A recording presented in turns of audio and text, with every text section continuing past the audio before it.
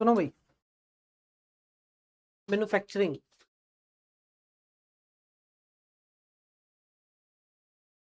Manufacturing मतलब हमारा काम क्या है? जो खरीदते हैं वो एज इट इज नहीं बेचते, उसमें कुछ प्रोसेसिंग करते हैं, उसकी फॉर्म चेंज कर देते हैं। फॉर्म चेंज करके बेचते हैं, मतलब रॉ मटेरियल खरीदते हैं और फिनिश गुड बेचते हैं। या फिर आप ऐसा कह लो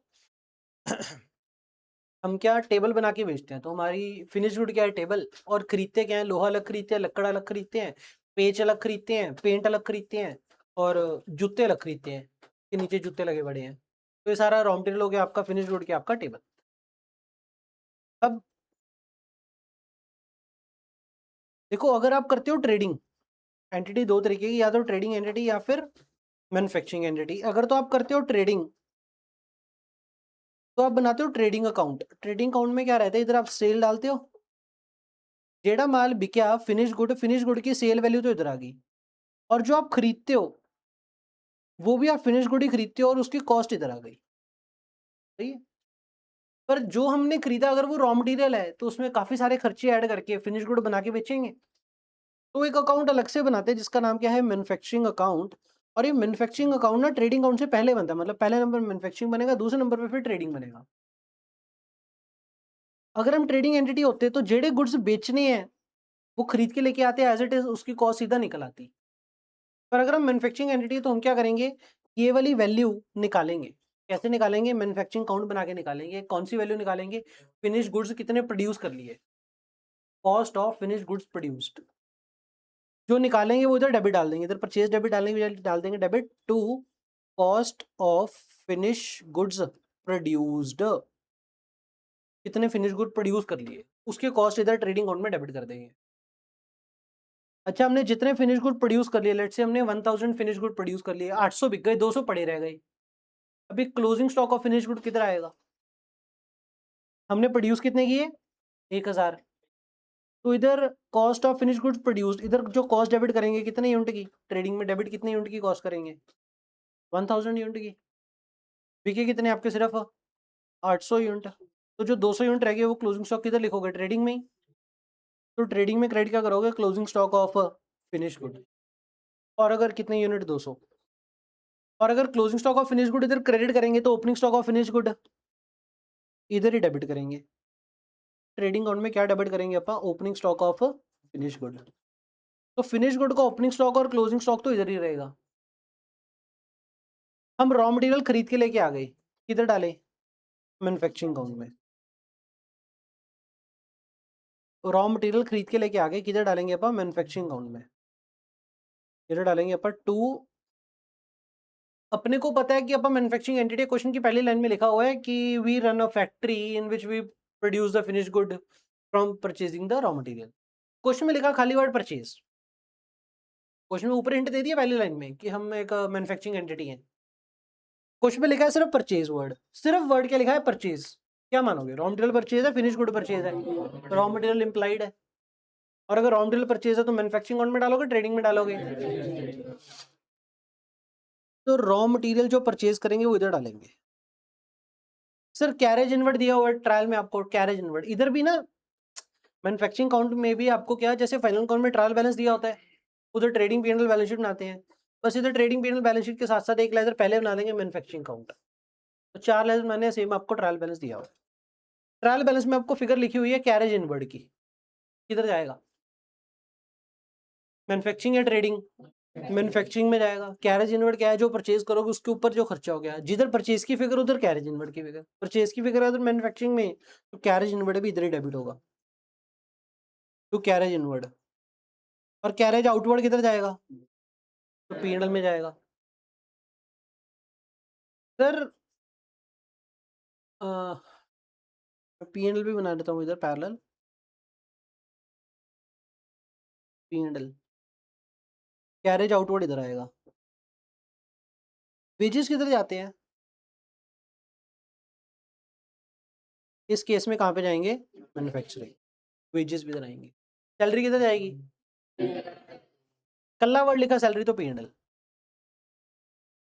पर अगर लिखा सैलरी ऑफ फैक्ट्री सुपरवाइजर, पर मैन्युफैक्चरिंग में। एक और बात बताऊं, फैक्ट्री की 4 दीवारी के अंदरले सारे खर्चे मैन्युफैक्चरिंग अकाउंट में आएंगे। मैन्युफैक्चरिंग में कौन से एक्सपेंसेस आएंगे? फैक्ट्री की 4 दीवारी के सारे खर्चे, फैक्ट्री से रिलेटेड कोई भी खर्चा होगा तो मैन्युफैक्चरिंग अकाउंट में आएगा। तो सैलरी ऑफ सुपरवाइजर भी किधर आएगा? मैन्युफैक्चरिंग अकाउंट में। Salary of supervisor.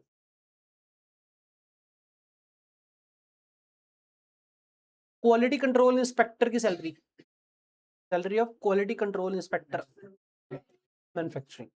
Manufacturing quality control inspector का काम क्या होता होगा? What do you think so?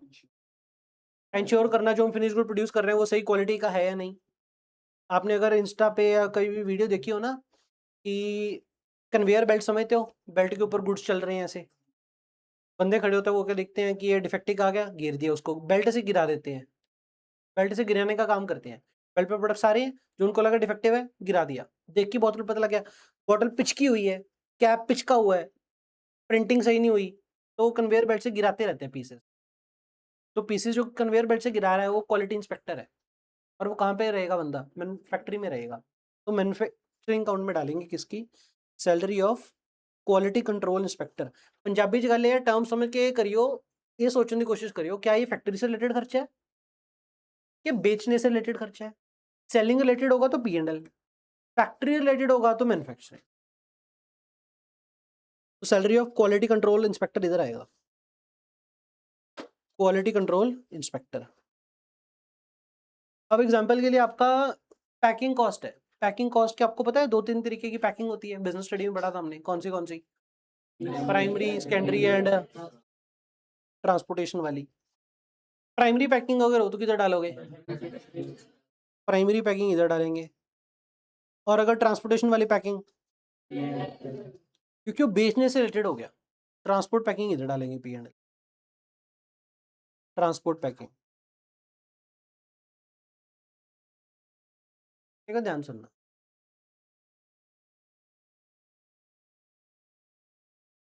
Logical दिमाग लगाना। ट्रांसपोर्ट पैकिंग के लिए कि आपको कार्टून चाहिए होंगे बड़े बड़े,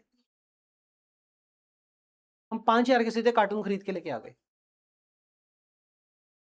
क्या आपको लगता है साल के अंत तक सारे कार्टून खत्म हो जाएंगे या बचा भी पड़ रहा रह सकता है? क्लोजिंग स्टॉक ऑफ कार्टून हो सकते हैं। तो कार्टून आप खरीद के लेके आ गए 5,000 के, उसको क्या पैकिंग मटेरियल बोल सकते हैं? तो पैकिंग मटेरियल आप कितने का खरीद के लेके आ गए? 5,000 का। और कौन सा ट्रांसपोर्ट पैकिंग थी?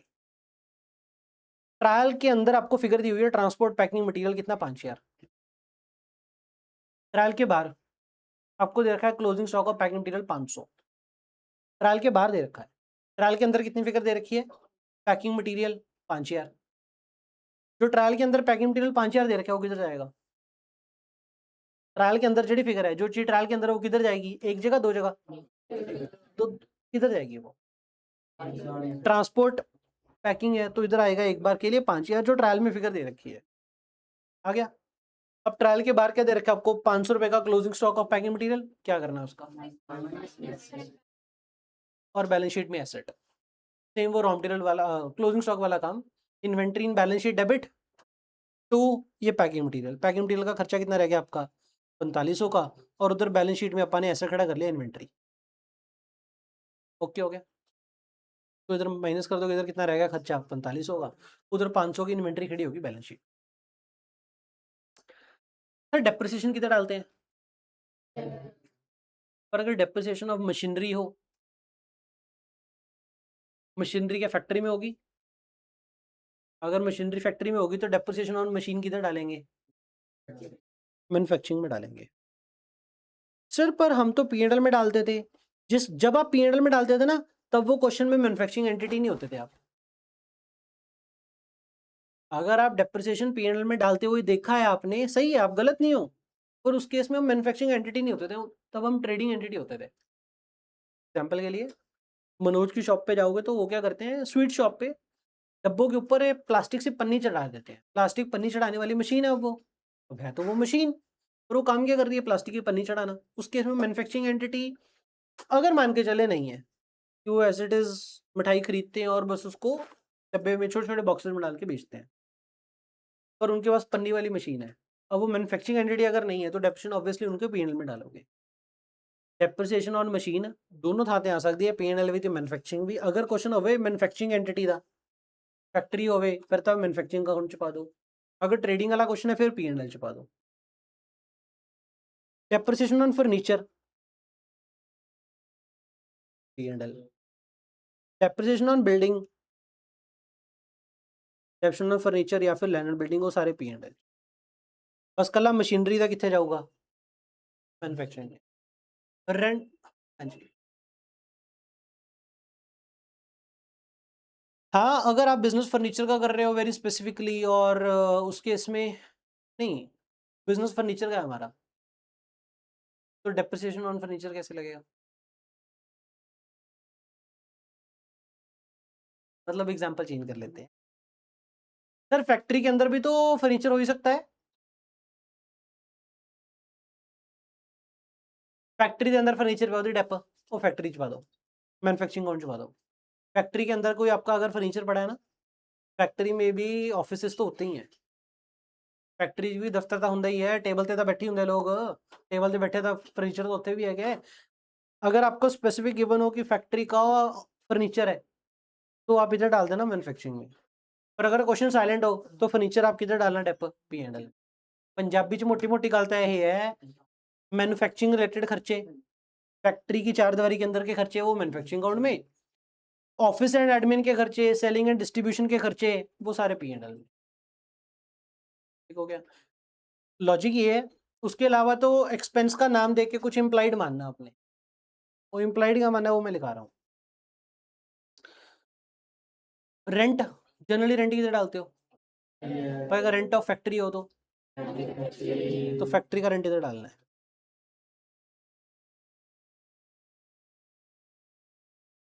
रेंट ऑफ गोडाउन किधर डालते हैं?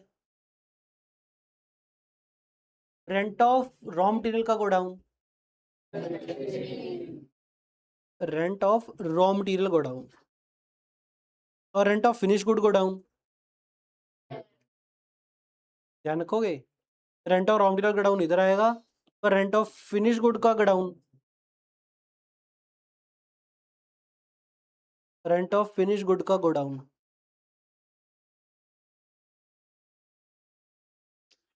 Opening stock of raw material manufacturing, उसको पता है कैसे दिखाते हैं? देखो, क्या opening stock of raw material plus raw material purchase minus closing stock of raw material is equal to your raw material consumed. सही है बात?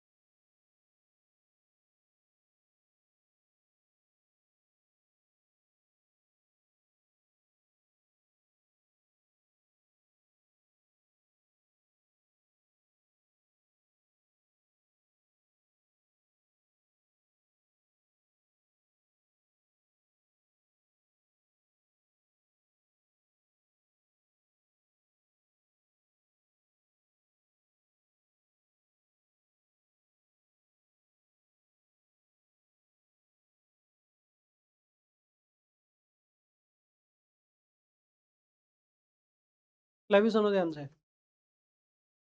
इधर रॉ मटेरियल का क्या दिखाते हैं आप? देखो, ओपनिंग स्टॉक डेबिट साइड पे डालते हैं और क्लोजिंग स्टॉक क्रेडिट साइड पे। अगर ओपनिंग स्टॉक डेबिट साइड में डाला तो परचेज में प्लस होएगा माइनस होएगा? परचेज भी किधर आती है? Debit side. ओपनिंग स्टॉक भी किधर आता है? Debit side. तो दोनों क्या आएंगे? प्लस। और क्लोजिंग स्टॉक किधर आता है? Credit side. तो क्या हो जाएगा? परचेज में से माइनस। तो क्लोजिंग स्टॉक इसमें से माइनस कर दिया और ओपनिंग स्टॉक प्लस कर दिया, बात तो सेम ही है। बस उसको क्रेडिट साइड दिखाने की बजाय क्या कर दिया हमने, डेबिट में से माइनस करके दिखा दिया। तो रॉ मटेरियल के लिए आप कैसे दिखाओगे, ऐसे दिखाओगे कि opening stock raw material plus purchase minus closing equal to consume. Consume वाली फिगर नेट मैन्युफैक्चरिंग में डेबिट करोगे। हाँ, अगर आपने ओपनिंग स्टॉक अलग डेबिट किया, परचेज अलग डेबिट किया, क्लोजिंग स्टॉक रॉ मटेरियल अलग क्रेडिट किया तो भी चल जाएगा, पर प्रेजेंटेशन ऐसे करोगे तो बेटर है। इसके अलावा आप ये समझते हो WIP, वर्क इन प्रोग्रेस, मतलब what do you mean by work in progress? काम चली ਜਾਂਦਾ फिनिश गुड हले नहीं बनी। एक मिनट, हमारा अगर मैन्युफैक्चरिंग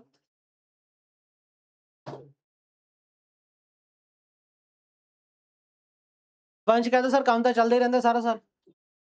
31 ਮਾਰਚ ਨੂੰ ਜਿਹੜਾ ਫਿनिश गुड नहीं बने वो WIP ਹੁੰਦਾ है। 31 मार्च जो आपकी बैलेंस शीट डेट है, अगर उस दिन कुछ गुड्स ऐसे हैं जो ना तो रॉ मटेरियल है ना प्रॉपर फिनिश गुड है, उनको WIP बोलते हैं। रॉ मटेरियल से ज्यादा है, फिनिश गुड से कम है। ठीक है मेरे, यही डाउट से जरा पूछा नहीं था उससे डाउट। सुनिया सिमन तेरे मुंहों भी ਕੰਮ ਚੱਲਦਾ ਰਹਿੰਦਾ ਹੈ, ਤਾਂ ਮੈਂ ਤੁਹਾਨੂੰ ਦੱਸਦਾ WIP ਕੀ ਚੀਜ਼ ਹੈ। 31 ਮਾਰਚ ਨੂੰ ਜਿਹੜਾ ਪ੍ਰੋਪਰ ਫਿਨਿਸ਼ ਗੁੱਡ ਨਹੀਂ ਬਣਿਆ ਪਰ ਆਪਾਂ ਪ੍ਰੋਸੈਸਿੰਗ ਸਟਾਰਟ ਕਰਤੀ, दैट इज योर WIP। हम करते क्या है कि जितने फिनिश गुड्स बन जाते हैं वो ट्रेडिंग अकाउंट में डेबिट करते हैं, cost of finish goods produced trading में डेबिट, फिर क्रेडिट किधर करेंगे, मैन्युफैक्चरिंग में। मैन्युफैक्चरिंग में क्या क्रेडिट करते हो आप, by cost of finish goods produced.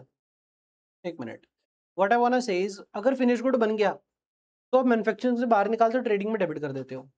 पर जब तक आपका फिनिश गुड नहीं बना, आप मैन्युफैक्चरिंग से बाहर नहीं निकाल रहे, इसके अंदर ही पड़ा है। सही है, तो WIP भी इधर ही रहता है आपका, सिर्फ फिनिश गुड इस लेजर से बाहर जाता है। एग्जाम्पल के लिए क्लोजिंग में आपके पास WIP पड़ा है, क्लोजिंग स्टॉक। WIP का मतलब क्या है, खर्चा इस साल कर दिया पर अभी तक फिनिश गुड नहीं बना। अगर खर्चा इस साल कर दिया, क्या मैन्युफैक्चरिंग अकाउंट डेबिट कर रखा होगा, खर्चा कर दिया, रॉ मटेरियल ले लिया, वेजेस पे करती हैं थोड़ी जी, है ना, तो खर्चा कर दिया तो मैन्युफैक्चरिंग अकाउंट डेबिट हो रखा है। पर फिनिश गुड नहीं बनी तो क्रेडिट तो नहीं किया, तो क्लोजिंग स्टॉक ऑफ WIP इधर क्रेडिट करते हैं। और अगर क्लोजिंग स्टॉक इधर क्रेडिट करते हैं तो फिर ओपनिंग स्टॉक क्या करेंगे, इधर डेबिट। ये आ गए क्लोजिंग स्टॉक इधर क्रेडिट क्यों करते हैं। अच्छा, अब क्लोजिंग स्टॉक WIP की वैल्यू आपको ट्रायल के बाहर दी होगी, क्लोजिंग स्टॉक WIP की वैल्यू आपको ट्रायल के बाहर दी होगी, तो क्या करोगे आप, एक तो बैलेंस शीट में एसेट और एक इधर क्रेडिट। और ओपनिंग स्टॉक WIP की वैल्यू कहाँ पे दी होगी आपको, ट्रायल के अंदर।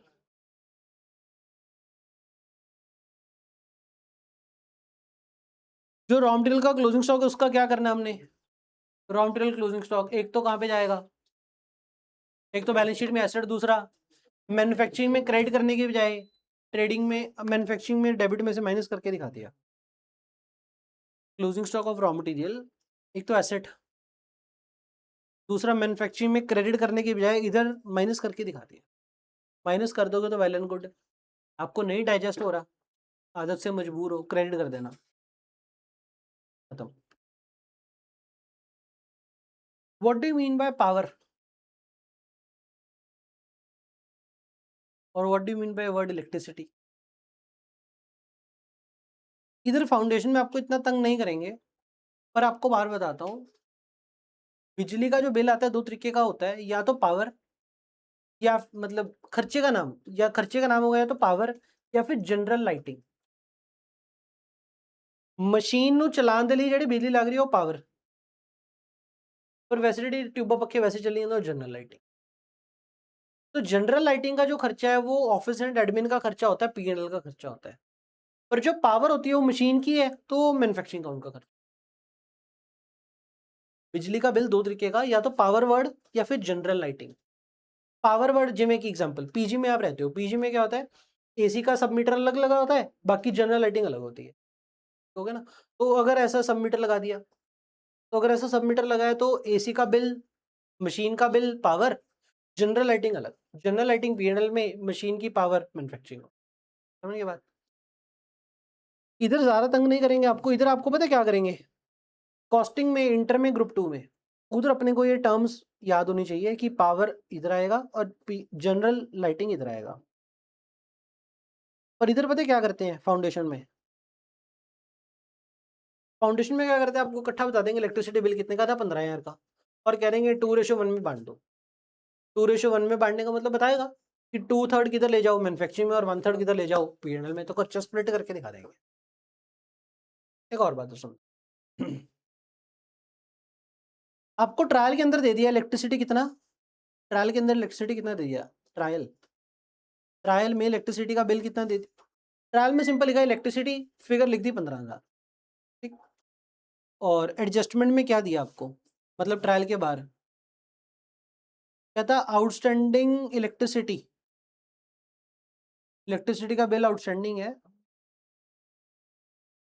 कितने का इलेक्ट्रिसिटी का बिल आउटस्टैंडिंग है। एग्जाम्पल के लिए आपका 1500 का 2500 का इलेक्ट्रिसिटी का बिल आउटस्टैंडिंग है, क्या करना है मेरे,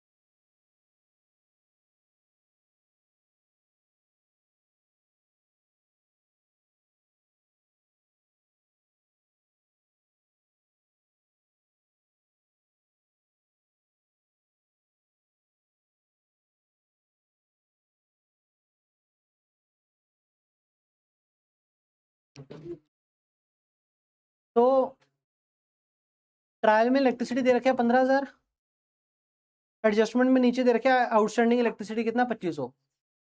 जो उसी ट्रायल के बाहर है उसकी अपने 2 एंट्री डालनी है प्रॉपर, क्या एंट्री डालोगे इसकी, और आपको इधर दिया हुआ है कि स्प्लिट मार देना 2:1 में, 2 इससे फैक्ट्री के और 1 इससे ऑफिस का। पहला काम क्या करोगे,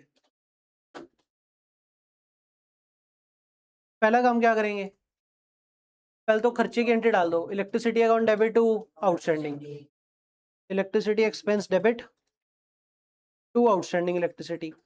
आउटस्टैंडिंग इलेक्ट्रिसिटी किधर चला जाएगा, बैलेंस शीट में, और खर्चा कितने का हो गया 15,000 प्लस 2500 कितना होगा 17,500। अब टोटल एक्सपेंस कितना होगा 17,500, टोटल एक्सपेंस का क्या करो 2:1 में बांट दो, कितना हो गया 5833। ये किधर चला जाएगा मैन्युफैक्चरिंग अकाउंट में, और ये किधर चला जाएगा P&L अकाउंट में, आउटस्टैंडिंग बैलेंस शीट, और ये आउटस्टैंडिंग इधर चला जाएगा बैलेंस शीट। समझ गए मेरे, खर्चा दे रखा है 15,000, नीचे कह दिया कि आउटस्टैंडिंग है 2500, जो 2500 आउटस्टैंडिंग है पहले क्या करो खर्चा account debit to outstanding, balance sheet में लायबिलिटी और खर्चा आपका बढ़ गया, 15,000 का खर्चा था 2500 और बढ़ गया 17,500 का टोटल खर्चा हो गया। टोटल खर्चे को स्प्लिट मार दिया 2:1 में, 2 इसे मैन्युफैक्चरिंग में, 1 हिस्सा P&L में, खत्म। पावर हो गया, पावर हो गया, रेंट हो गया, ऐसे ऐसे करके हो गया।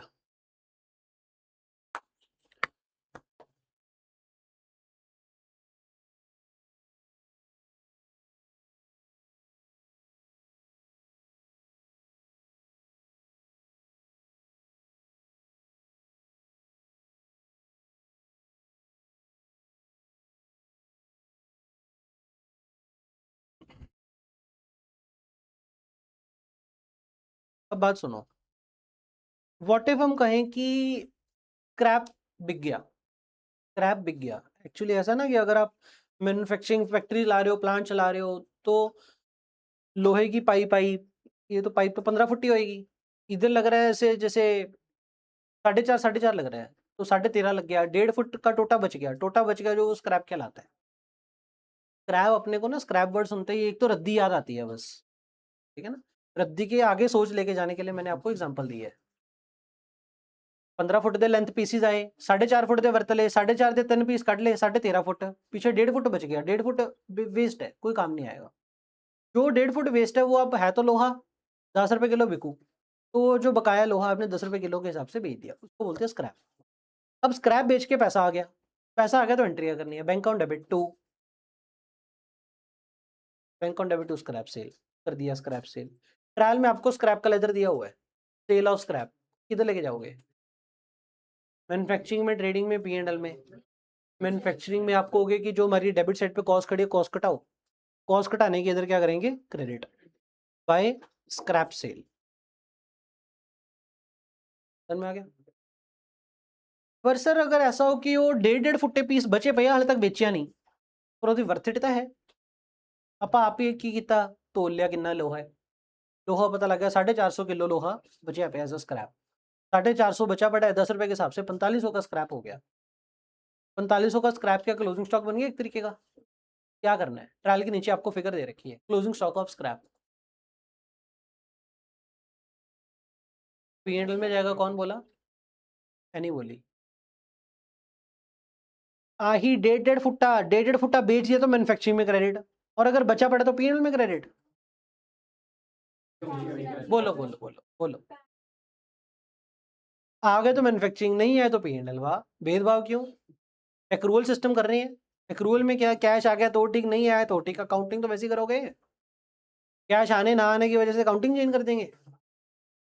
एक्रूअल है ना मेरे, कैश नहीं भी आया तो भी अकाउंटिंग वैसी करेंगे, कैश आ गया तो भी अकाउंटिंग वैसी करेंगे। बोलो। करना तो मैन्युफैक्चरिंग में क्रेडिट है, डेबिट कहाँ पे करना है? बैलेंस शीट में inventory. Closing stock of scrap किधर करोगे? बैलेंस शीट में इन्वेंट्री, और इधर मैन्युफैक्चरिंग में credit. Closing stock of scrap एक इधर आएगा और उधर बैलेंस शीट में जाएगा। बैलेंस शीट में पता है क्या कुछ आएगा? इधर जगह थोड़ी कम है तो अगला पेज यूज कर लेते हैं। बैलेंस शीट में जो इन्वेंट्री आएगी ना ब्रे, क्या कुछ आएगा उसमें? रॉ मटेरियल की इन्वेंट्री, WIP की इन्वेंट्री, फिनिश गुड की इन्वेंट्री, इसके अलावा स्क्रैप अगर है तो वो भी, इसके अलावा लूज टूल सुना है वर्ड, वो भी इधर आएगा। इसके अलावा कंसाइनी के पास गुड्स पड़े हैं वो भी इधर आएंगे, कस्टमर के पास पड़े ऑन सोगा वो भी इधर आएंगे, और क्या आएगा? स्टोर्स एंड स्पेयर, तो लूज टूल में ही आ गया स्टोर एंड स्पेयर, और गुड्स इन ट्रांजिट, एक वर्ड और रह गया अभी। इतना सारा कुछ इन्वेंट्री में आएगा। क्या बोले, कुछ तो बोल दो। कंसाइनी लिख लिया वो तो। एक और टर्म आएगी, वो क्या? बाय प्रोडक्ट, नाम सुना है क्या आपने? नहीं सुना। हम क्या कर रहे थे, टेबल बना रहे थे, टेबल हमारा क्या है? फिनिश गुड, 1.5 फुट्टे पीस बच गए। अब हमने सोचा यार 10 रुपए किलो लोहा बिकेगा, उस 1.5 फुट्टे पीस का क्या करते हैं, कुछ तो आइटम बनाते हैं।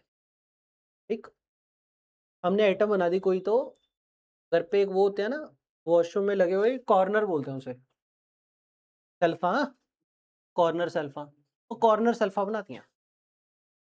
तो गाय का करना क्या है, कुछ तो बना दो उसमें। कॉर्नर सेल्फा बना के थोड़ा महंगा बिक गया प्रोडक्ट। अपनी फैक्ट्री क्या वो टेबल की है या कॉर्नर सर्कल की है? मतलब हमारी जो फैक्ट्री है, हमारा जो मेन आउटपुट है वो स्टूडेंट टेबल है या कॉर्नर है? वो स्टूडेंट टेबल। ये क्या है फिर? जो वेस्ट जाना था, वेस्ट की बजाय, जाने की बजाय हमने उसमें से कुछ तो बना दिया extra. This is your by product, this is your main product, this is your by product. Example के लिए एक और, पेट्रोलियम क्रूड, कच्चा तेल, क्रूड ऑयल, कच्चे तेल क्रूड ऑयल को जब प्रोसेस करते हैं ना, पेट्रोल भी उसी में से निकलता है, डीजल भी, सारा कुछ उसी में से निकलता है। आपका एलपीजी और आपका CNG, सब कुछ उसमें से निकलता है। उसमें से मिट्टी का तेल भी निकलता है। अब पेट्रोलियम क्रूड और क्रूड ऑयल, कच्चा तेल, कच्चे तेल को जो आपने प्रोसेस किया, या कैरोसिन ऑयल के लिए किया, या मेन पेट्रोलियम डीजल CNG के लिए?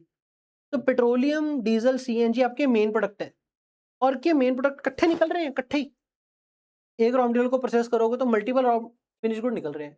ये सारे ही मेन है, जेड़े जेड़े मेन है उन्होंने तो बोल दे ज्वाइंट प्रोडक्ट। जो मेन आइटम्स है आपकी, पेट्रोल हो गया, डीजल हो गया, सीएनजी हो गया, नेचुरल गैस हो गया, एलपीजी हो गया, ये तो मेन प्रोडक्ट हैं, ये तो हो गए सारे joint products. Kerosene oil unwanted, मतलब अनवांटेड मतलब उसकी उम्मीद में हमने प्रोडक्शन नहीं करी, प्रोसेसिंग नहीं करी, बस वो निकल आया और वैल्यूएबल है तो बेच देंगे, that is known as by product. जब मैं लोहे की पाइप लेके आया, कॉर्नर के लिए तो लेके नहीं आया, टेबल बनाने के लिए लेके आया, तो क्या कहोगे, कॉर्नर बनाने के लिए आपको कोई कॉस्ट लगी कि मुफ्त में प्रोड्यूस हो गया? मुफ्त में प्रोड्यूस हो गया, इसकी कॉस्ट क्या रहेगी? नेग्लिजिबल, इग्नोर मार दो, जीरो। बाय प्रोडक्ट की कॉस्ट क्या मानोगे? जीरो, क्योंकि बाय प्रोडक्ट इंटेंशनली हमने खर्चा नहीं किया, अनवांटेड है। What is by product?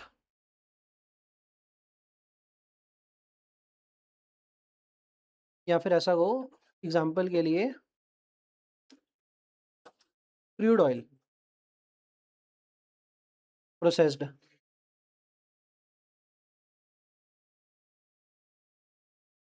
उसकी जो आउटपुट आई, क्या क्या आई वो? पेट्रोल आया, डीजल आया, सीएनजी आया, और क्या आया, एक केरोसिन ऑयल आया।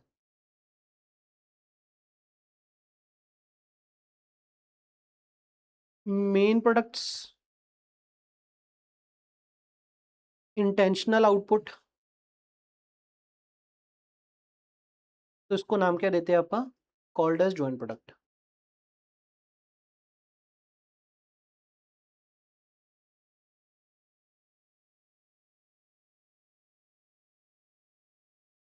और ये जो केरोसिन ऑयल है, अनवांटेड आउटपुट है ये,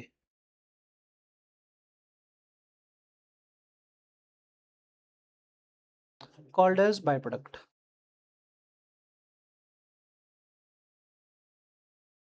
और समझ गए मेरे मेन प्रोडक्ट और ज्वाइंट प्रोडक्ट और बाय प्रोडक्ट में फर्क। अब ये जो बाय प्रोडक्ट है, क्योंकि अनइंटेंशनल था, तो इसकी कॉस्ट क्या मानोगे आप? नील।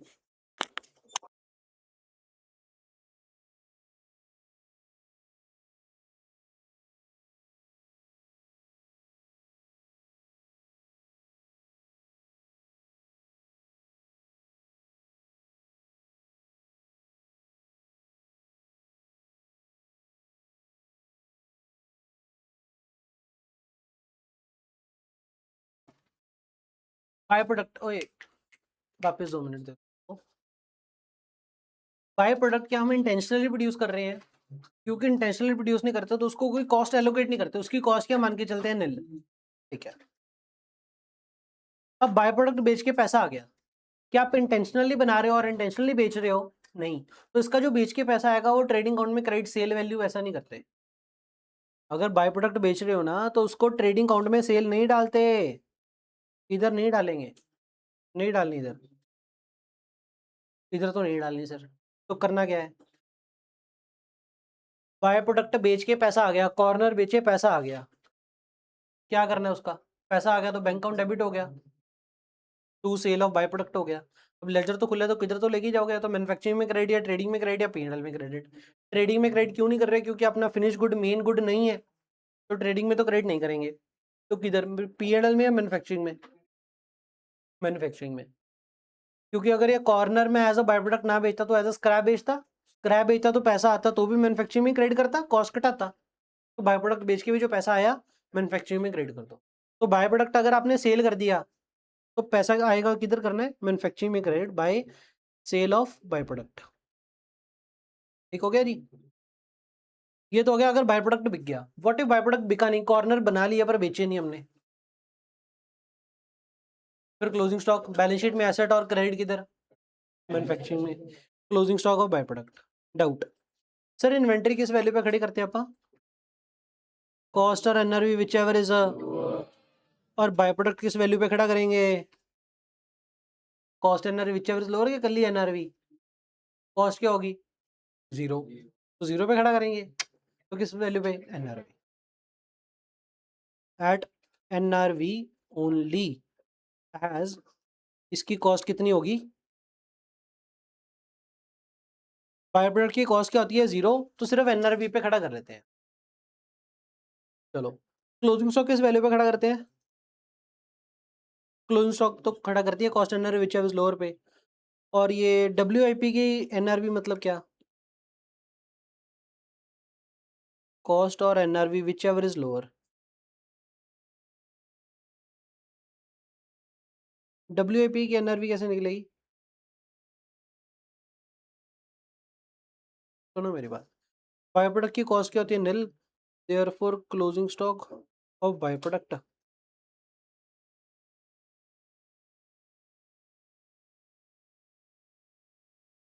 Eight NRV. सुनना मेरे।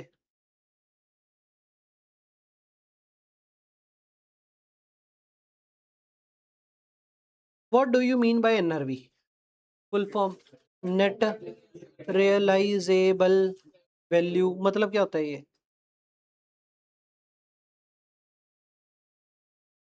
माल बेच के कितना पैसा खरा करेंगे, है ना। Market value of finish good.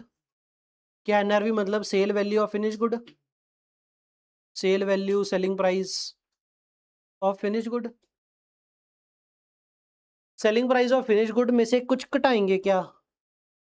Selling expenses जो इंकर कर दिए गए, येट टू बी इंकर्ड है, yet to be incurred. Selling expense में क्या कमीशन आ जाएगा? Commission of sale agent. Example commission of selling agent आ जाएगा। 400 रुपए का गुड है, 20% तो आप उसको कमीशन दे दोगे, तो 400 का 20% किया आपने, कितना रह गया? 320। तो 320 आपकी एनआरवी आ गई। Example commission to the selling agent.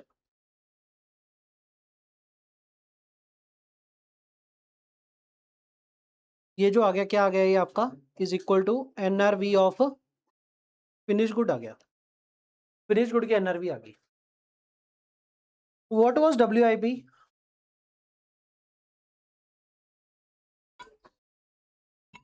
This is your WIP.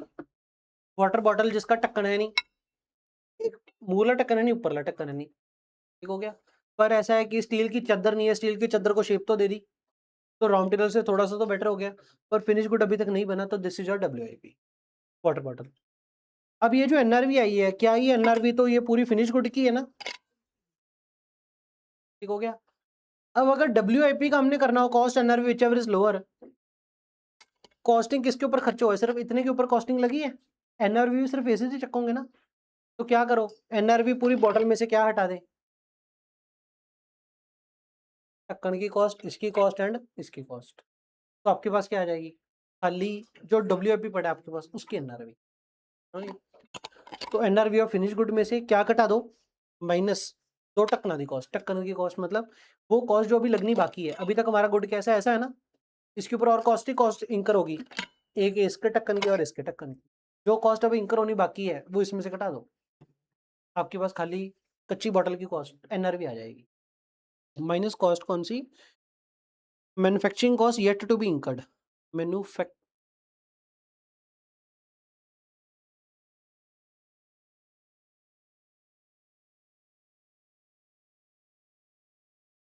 Yet to be incurred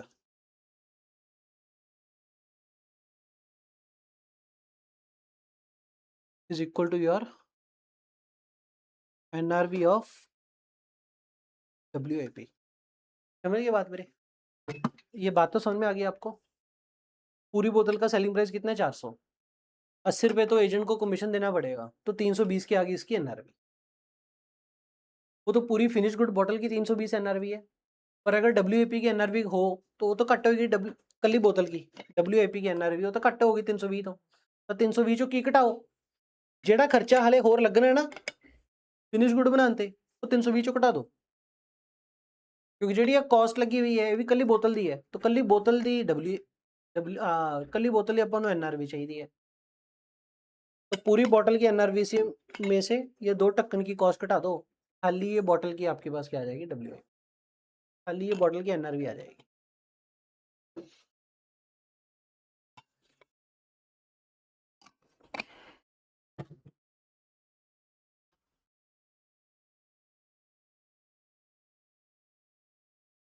ये बात ठीक होगी। आगे बस। अगर मैं क्वेश्चन लिख के कराने की बजाय ओरली बोल दूं चलेगा थोड़ा सा? इस क्वेश्चन में क्या करना होगा, आपने तीनों ही बनाने हैं, मैन्युफैक्चरिंग बनाने, ट्रेडिंग भी, P&L भी और बैलेंस शीट भी। ऑब्वियसली देखो, जो आपको ट्रायल दिया है तो ट्रायल के अंदर जो चीज़ होगी एक जगह जाएगी, ट्रायल के बाहर जो दो जगह जाएगी। तो सबसे पहले तो रॉ मटेरियल किधर जाएगा, मैन्युफैक्चरिंग अकाउंट में डेबिट साइड WIP किधर जाएगा, फिनिश गुड किधर जाएगा, ट्रेडिंग डेबिट साइड पे। डेटर किधर जाएंगे, कैरेज ऑन परचेज किधर जाएगा, मैन्युफैक्चरिंग। और बिल रिसीवेबल किधर जाएगा, वेजेस किधर जाएंगे, बुक में लिख लेना कि वेजेस किधर जाएंगे, मैन्युफैक्चरिंग। कैरेज ऑन परचेज किधर जाएगी, मैन्युफैक्चरिंग। सैलरी किधर जाएगी, ये P&L जाएगी। और पोस्टल टेलीफोन किधर जाएंगे। कुछ ऐसे खर्चे होते हैं ना, उसकी बाइफर्केशन दी होती है, पहले नीचे जाके देख लेना bifurcation. Salaries and wages unpaid दे रखी हैं, कर लेंगे। उसके बाद क्या दे रखा है आपको, machineries to depreciate 10%, office furniture इतना, प्रोविजन फॉर आउटपुट इतना, ऑफिस प्रीमाइस ये आ गया। ये तो ऑफिस प्रीमाइस एक्वायर कितना, 1/4 ऑफ द टोटल एरिया, मतलब जो भी रेंट होगा, रेंट का 1/4 किधर जाएगा, ऑफिस। ऑफिस का रेंट किधर जाएगा, P&L। और बाकी का 3/4 फिर किसका होगा, मैन्युफैक्चरिंग फैक्ट्री का होगा। स्प्लिट करने वाला एक तो ये खर्चा, दूसरा लाइटनिंग। लाइटनिंग क्या कह रहा है, 2/3 किसका, फैक्ट्री का, और 1/3 किसका, ऑफिस का। तो लाइटनिंग का खर्चा है स्प्लिट मारने के। तो स्प्लिट मारने के लिए आपको सिर्फ 2 खर्चे दिए, डन। बाकी आप ऊपर आ जाओ। पोस्टर टेलीफोन किधर जाएगा, repair to office furniture, P&L। Cash at bank का, balance sheet. Office furniture, repair to the plant, manufacturing. Repair and maintenance किधर जाएगा अपना, मैन्युफैक्चरिंग। इधर मैंने लिखा नहीं, मैं लिख देता हूँ, रिपेयर एंड मेंटेनेंस मैन्युफैक्चरिंग में आएगा।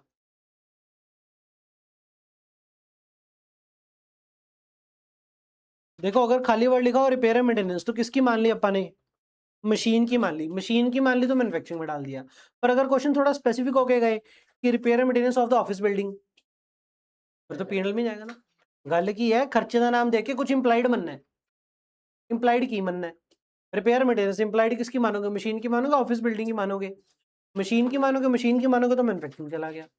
पर अगर क्लियरली बोला हो repair and maintenance of office building, repair of office building, फिर P&L में जाएगा। समझ रहे हो बात। खर्चा देख के वर्ड इंप्लाइड मानना, किसकी ज्यूम करें। वैसे कह अभी मशीनरी फैक्ट्री ना रिलेटेड चीज़ा था मैन्युफैक्चरिंग अकाउंट, ऑफिस ना रिलेटेड था P&L अकाउंट। तो रिपेयर टू प्लांट किधर आएगा आपका, मैन्युफैक्चरिंग में। परचेज किधर जाएगा, मैन्युफैक्चरिंग में। प्लांट एंड मशीनरी किधर जाएगा, तो कराइए, मैन्युफैक्चरिंग ने बोल दिया। क्रेडिटर किधर जाएंगे, bill payable. Sale of scrap, sale of scrap, debit credit, credit. Commission received, P&L। और आपका provision for doubtful debt, provision for doubtful debt pending. नवी प्रोविजन आएंगे, नवी प्रोविजन, क्लोजिंग प्रोविजन, डिफरेंस की एंट्री डालेंगे। Pending, pending. एक बार क्या करोगे इसको, पेंडिंग मतलब क्वेश्चन करने के लिए आप क्या करो, साइड पे लिख के रख दो। एक बार आप साइड पे लिखोगे ना कि ओल्ड प्रोविजन कितनी है, वर्किंग नोट में ओल्ड प्रोविजन। याद आ गया रितिका, P&L में क्या आप ऐसा करते हो कि पुरानी क्रेडिट कर दी और नवी डेबिट कर दी, तभी करके शायद आप ऐसा बोल गए। करने को कर सकते हो, आंसर में गलती नहीं होगी, पर प्रेजेंटेशन ICS में तो होगी नहीं। Capital account, sales, bank, bank sales से ट्रेडिंग अकाउंट में, सेल ट्रेडिंग अकाउंट में। बैंक ओवरड्राफ्ट, बैलेंस शीट में लायबिलिटी। रेंट, स्प्लिट मारना है sir, split split split split split split. Question ने नीचे क्या बोला था, 1/4 किसके लिए, ऑफिस के लिए। तो 1/4 किधर जाएगा, ऑफिस मतलब किधर, P&L। और 3/4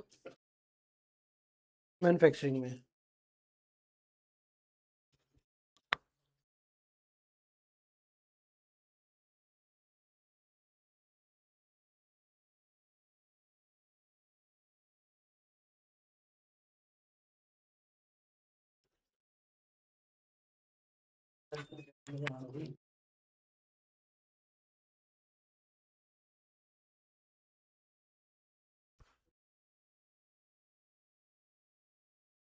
और लाइटनिंग का खर्चा क्या है 2/3 एंड 1/3, तो लाइटनिंग का 2/3 किधर जाएगा फैक्ट्री, तो मैन्युफैक्चरिंग और 1/3 किधर जाएगा P&L। देखो ये क्वेश्चन सौखा है थोड़ा सा, क्यों? क्योंकि इसमें रेंट और लाइटनिंग का ना आपको आउटस्टैंडिंग नहीं दिया, पर एक नॉन आईसीआई का क्वेश्चन रखा हुआ है मैंने बुक में, ये वाला third question is non ICI. अब इस नॉन आईसीआई के क्वेश्चन में आउटस्टैंडिंग दे रखे हैं ये खर्चे, तो पहले आप क्या करोगे, पहले खर्चा बढ़ाओगे, बैलेंस शीट में लायबिलिटी खड़े करोगे, खर्चा इंक्रीज करने के बाद टोटल बची हुई फिगर 10 स्प्लिट मारोगे, तो ऐसा करना होता है। सुनना, ये सारा काम कर दिया, जनरल एक्सपेंस किधर जाएगा, जनरल एक्सपेंस P&L में। उसके बाद क्या था, स्टॉक रॉ मटेरियल का दे दिया, फिनिश गुड का दे दिया, सेमी फिनिश गुड का दे दिया। सेमी फिनिश गुड मतलब वर्क इन प्रोग्रेस, ना कि by product, work in progress. तो ये जो इन्वेंट्री है किधर जाएंगी, एक तो बैलेंस शीट में एसेट, दूसरा रॉ मटेरियल मैन्युफैक्चरिंग में माइनस कर देंगे, फिनिश गुड ट्रेडिंग में, WIP इधर मैन्युफैक्चरिंग में। अगला देखना, कहता है ड्यूरिंग द सेम ईयर, सम नहीं same, during the same year by product were produce but not sold, produce कर दिए पर बेचे नहीं, held as on 31 March 2020 in the godown. These byproducts could be sold for BART, so after spending 1200 making it marketable. कहते कितने में बिकेंगे 800, पर 800 में बेचने के लिए आफ्टर स्पेंडिंग कितना 1200 फॉर मेकिंग इट मार्केटेबल, तो NRV कितनी रहेगी इसकी 5000 रहेगी। तो आप बाय प्रोडक्ट कितने में खड़ा करोगे 5000 पे। तो ये जो मैंने लिखा था ना आपका कि ये वाला, ठीक है, सिमिलरली WIP या फिर बाय प्रोडक्ट कह सकते हो।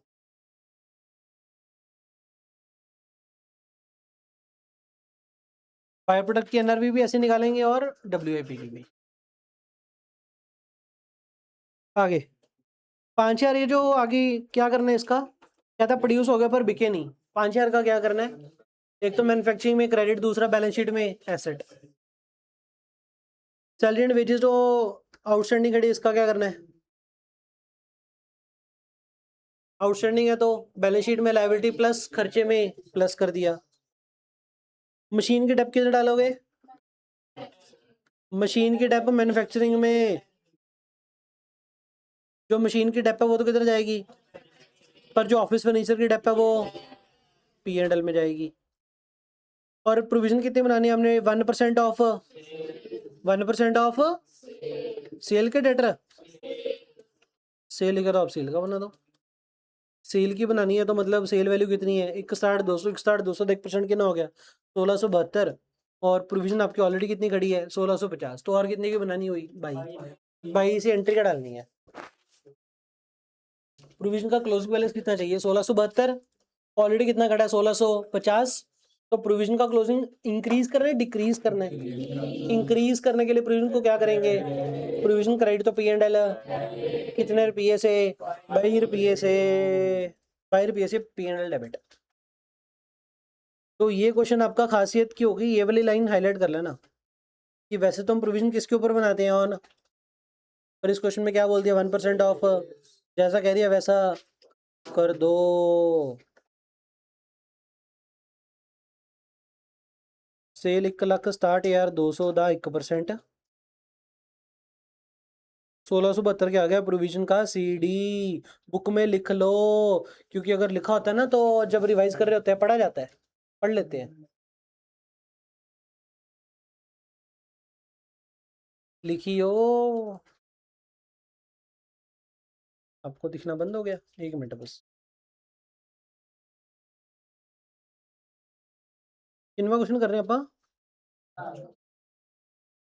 चौथे में प्रोविजन ऐसे ही करनी है।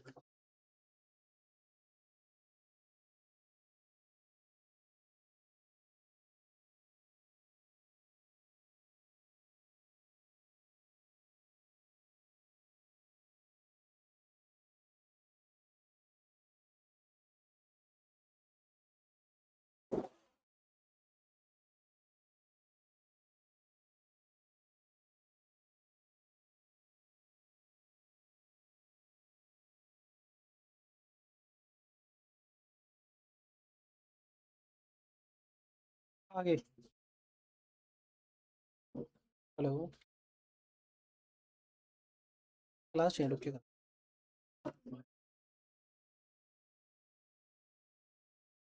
हाँ जी, चलो ये क्वेश्चन हो गया, आगे चलो। अब परचेज रिटर्न किधर जाएगा?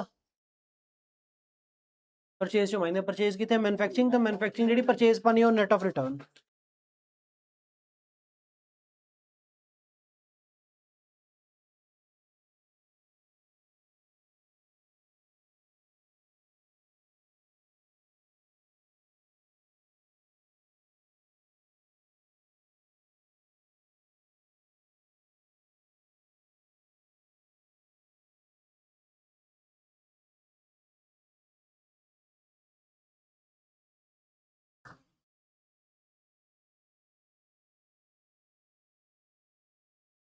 और लूज टूल ट्रायल में दे रखे किधर जाएगा?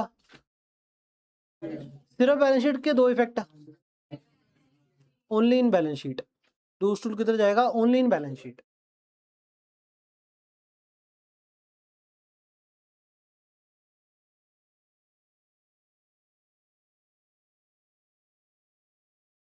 पावर किधर जाएगा? पावर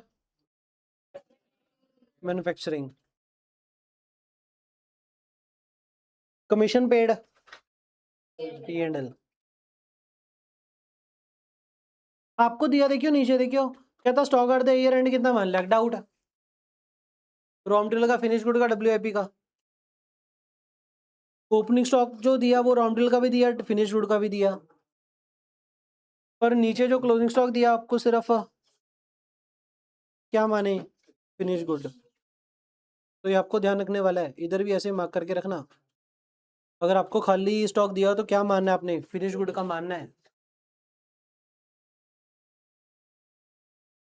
एक्रूड कमीशन 12,500 क्या करना है?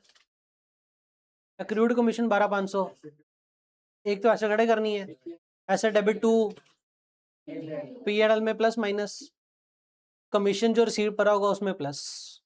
अच्छा डाउट ये आएगा कई बार, कमीशन रिसीव्ड है क्वेश्चन में?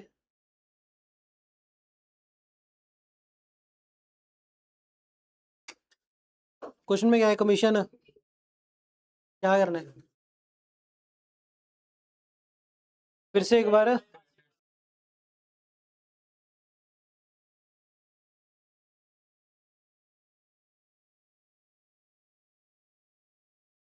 आपको क्वेश्चन में इन्वेस्टमेंट कमीशन है ना, तो आप तो कह रहे हो कि सर मैंने तो इसको इनकम ही मानना है, पहले ही अदर रिसीवेबल मानना है। हम्म,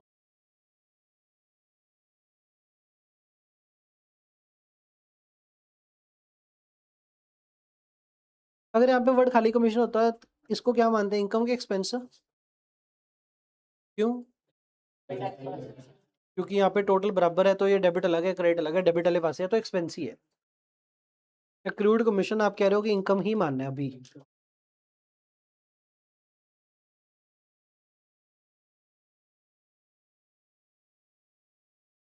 ठीक है, आंसर में इनकम है तो इनकम मान लो।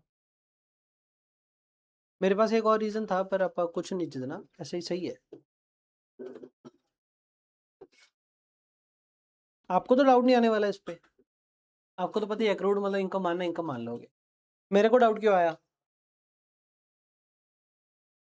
मेरे को डाउट क्यों आया? क्योंकि मेरे को ऐसा दिखा कि कमीशन रिसीव्ड फिगर ही है नहीं, सारे रिसीवेबल है ना, तो क्रूड कमीशन क्या रिसीवेबल? रिसीवेबल एंड इनकम, सही है। फिर इनकम मानो, बात खत्म करो। एक्रूअल कंसेप्ट की कहता है, एक्रूअल कंसेप्ट की कहता है कल खर्चे तो लगता है, इनकम तो भी लगता है, इनकम तो लगता है तो खर्चे तो लगता है, तो एक्रूड वर्ड फिर कल इनकम तो लगता है, एक्रूअल कंसेप्ट दोनों तो लगता है, खर्चे तो इनकम, तो फिर एक्रूड वर्ड कल इनकम रिप्रेजेंट करूँ, खर्चे नहीं। सही है, एक्रूड इनकम। हो गया, फिर ये वाला क्वेश्चन भी कर लोगे? और रोगे तो नहीं, सर ने लिख के नहीं कराए हमें क्वेश्चन। देखो इसके अलावा ना एक क्वेश्चन नंबर पहला, ये आप इसको इंपॉर्टेंट मार्क करना। आपको लगेगा पहला क्वेश्चन तो छोटा सा है, क्या ही इंपॉर्टेंट है, बेकार है, पर पेपर में यही क्वेश्चन आता है अगेन एंड अगेन। पहला देखो, पहले क्वेश्चन में करना क्या है, मैन्युफैक्चरिंग यूनिट बनाना है, खाली मैन्युफैक्चरिंग बनाना है। हेलो ओए, कल्ला मैन्युफैक्चरिंग बनाना है। अगर कल्ला मैन्युफैक्चरिंग बनाना होगा तो जनरली जो डाटा दिया होगा वो सारा ही मैन्युफैक्चरिंग में आना चाहिए कि चांटा चांटी करनी है इसमें भी। सारा सारा मैन्युफैक्चरिंग में डेबिट कर दो, क्वेश्चन खत्म हो गया। हाँ, एक आधा हो सकता है कि अगर स्क्रैप्स ग्रुप हुआ तो क्रेडिट कर देंगे, और अदरवाइज क्या डेबिट। मतलब लाइक इसमें एक क्वेश्चन आ रहा है, higher charges of the machine. Higher charges of the machine, higher charges मतलब क्या समझे, रेंट। हायर मतलब रेंट। तो मशीन आपने रेंट पे ले ली, और रेंट कितना देते हो, 0.60 ऑफ द यूनिट्स मैन्युफैक्चर्ड। अब यूनिट्स मैन्युफैक्चर्ड निकालने पड़ेंगे। यूनिट प्रोड्यूस कितने दे रखे आपको, 5 लाख। 5 लाख का 0.6 कितना हो गया, 3 लाख। तो 3 लाख का क्या करोगे मैन्युफैक्चरिंग अकाउंट में, डेबिट। ठीक है। और opening WIP 10,000, closing WIP, closing WIP कहाँ पे ले जाएंगे, मैन्युफैक्चरिंग में क्रेडिट। रॉ मटेरियल भी हो गया, परचेज भी हो गया, हायर चार्ज तो फैक्ट्री, हायर चार्ज फैक्ट्री किधर जाएगा, फैक्ट्री रेंट पे ले ली मैन्युफैक्चरिंग अकाउंट में। डायरेक्ट वेजेस कितनी पे करनी है, contracted at 0.80 of the units manufactured. 0.80 into manufactured कितने हैं, और यूनिट मैन्युफैक्चर्ड मतलब कर ले फिनिश गुड के, finish good plus WIP, finish good produced. 0.8 into finish good कितने प्रोड्यूस हो गए, 5 लाख। तो 0.8 इंटू 5 लाख कितना हो गया, 4 लाख। इसके अलावा 0.4 per unit of closing WIP, 0.4 into per unit of closing WIP। Closing WIP की यूनिट कितने पड़े आपके, 12 यार। तो 12 इंटू 4 कितना हो गया, 4800। तो टोटल कितना हो गया, 400, 4, 800। 400, 4, 800 क्या बन गई अपनी डायरेक्ट वेजेस। समझ गए डायरेक्ट वेजेस कैसे निकाली मैंने, 0.80 of the unit manufactured, 5 lakh था 0.80। 0.40 of the closing WIP, closing WIP 12,000 unit यहाँ से पड़े हैं। तो 400, 4, 800 की टोटल डायरेक्ट वेजेस होगी। 4, 4, 800 कितने ले जाएंगे आप मैन्युफैक्चरिंग अकाउंट से डेबिट। पंच इतनी निन्नी क्यों आती है, दवाई दवाई खा कोई, नींद ना आने की।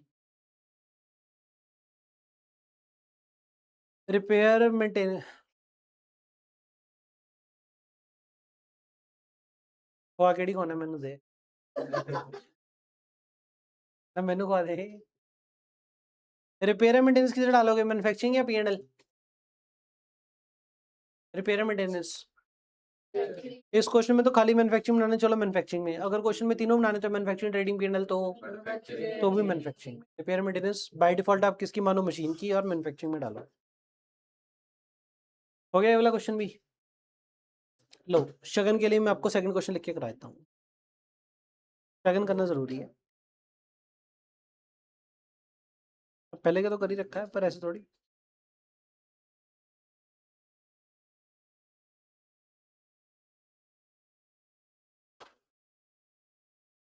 लाइब्रेरी सेकंड क्वेश्चन देखना। सेकंड क्वेश्चन पता है क्या सीन है, कहता है prepare revise manufacturing account and raw material account. क्या हमने रॉ मटेरियल अकाउंट बनाना सीखा कोई, पर क्वेश्चन देख के समझो। रॉ मटेरियल अकाउंट में आपको ओपनिंग स्टॉक दे रखा है। एक बार बताना, ये डेबिट कॉलम, ये क्रेडिट कॉलम ऐसे ही होगा, डेबिट साइड क्रेडिट साइड। क्या डेबिट वाली साइड सारी प्लस हो गई, तो मतलब ओपनिंग स्टॉक में क्या ये वाली फिगर प्लस हो रही है, ऐसा ही है। और जो क्रेडिट साइड पे वो फिगर क्या आएगी, माइनस। ओपनिंग स्टॉक में कुछ प्लस हो रहा है, और सामने की पे आते हैं क्लोजिंग स्टॉक, तो क्लोजिंग स्टॉक इसमें से क्या होएगा, माइनस। इज इक्वल टू क्या बचेगा आपका, रॉ मटेरियल कंज्यूम। ऐसा ही हो ना, डेबिट वाले जो आ कटाओगे तो ये कंज्यूम बैलेंसिंग फिगर आ गया। आ फिगर का दी होगी थे परचेज दी, क्योंकि परचेज की एंट्री भी क्या होगी, परचेज टू क्रेडिटर। अब purchase account debit to creditor, या फिर raw material account debit to creditor.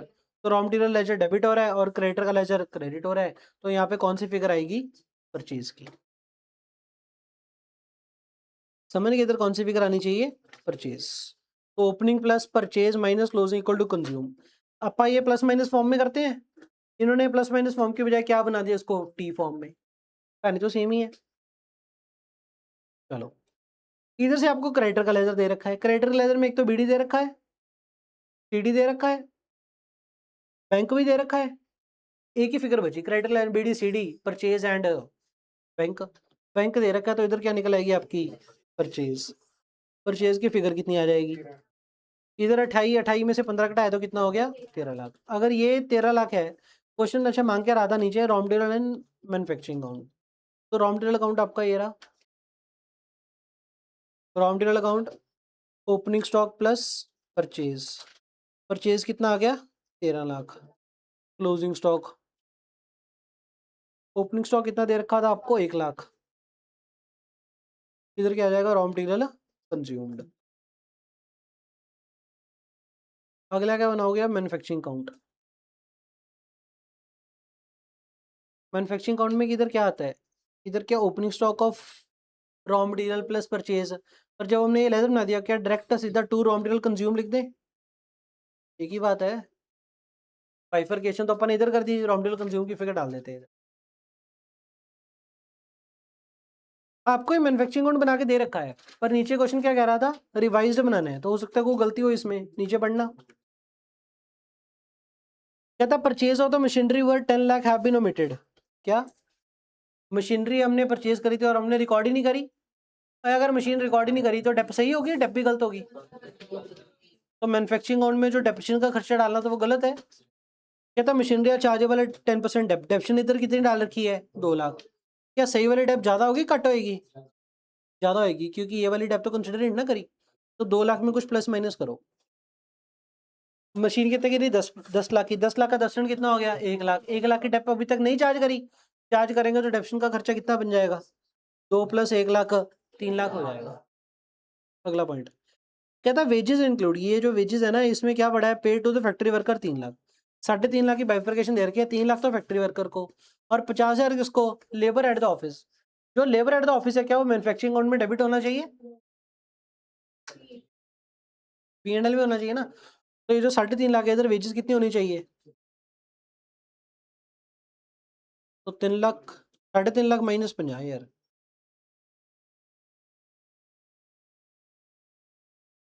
हम बोला के तो बैग फड़ के थले रख पे लगा, थले रख देते, तू लेटी ना बस, कभी इधर चला कभी उधर चला, बस एक पास से भेजा, डिस्टर्बेंस ही क्रिएट करते रहते हो।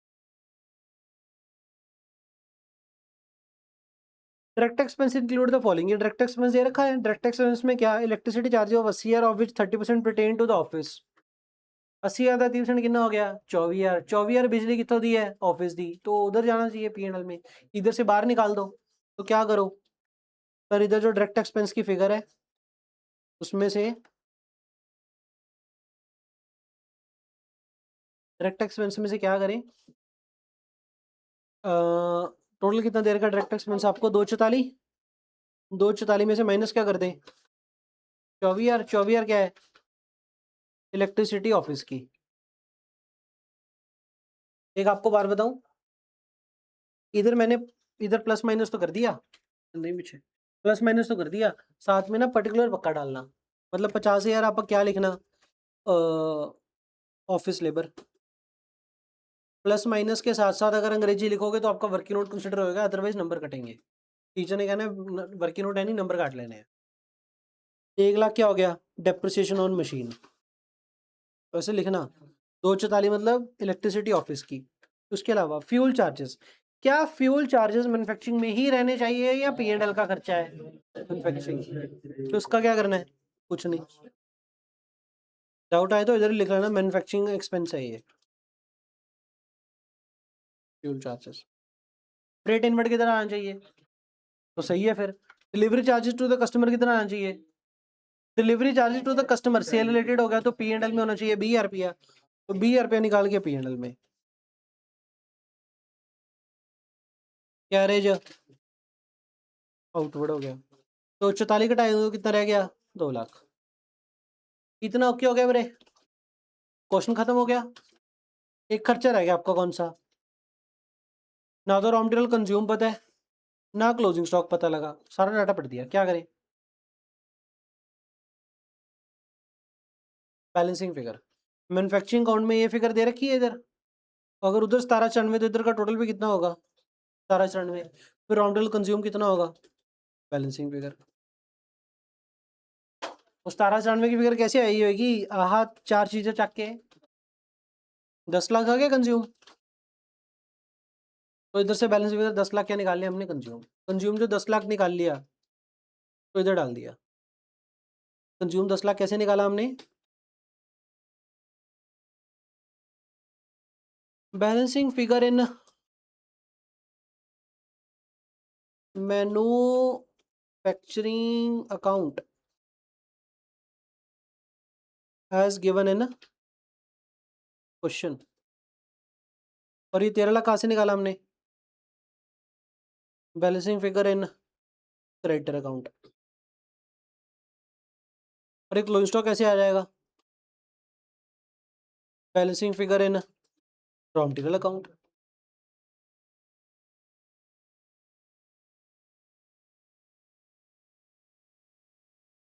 नहीं, ਇਹਦੇ ਚ ਆਈ ਨਹੀਂ ਕੱਢਾਂਗੇ। मनन का डाउट पता क्या है? मनन कहता सर आ देखो 1 2 3 फिगर आ गया,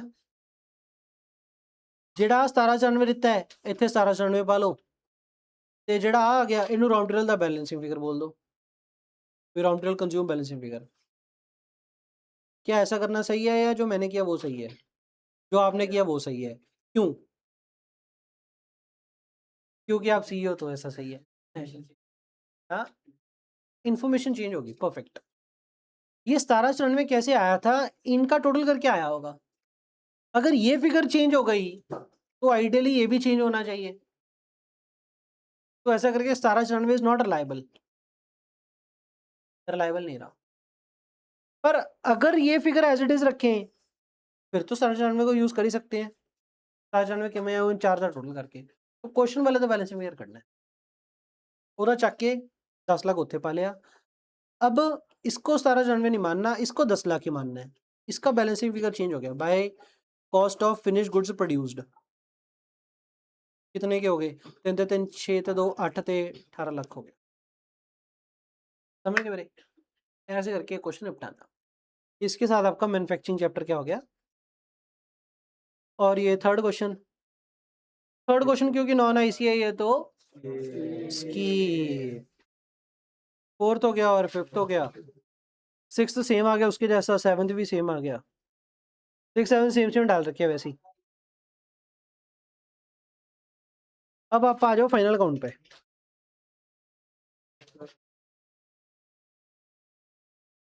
फाइनल अकाउंट खोलो, दवा दो।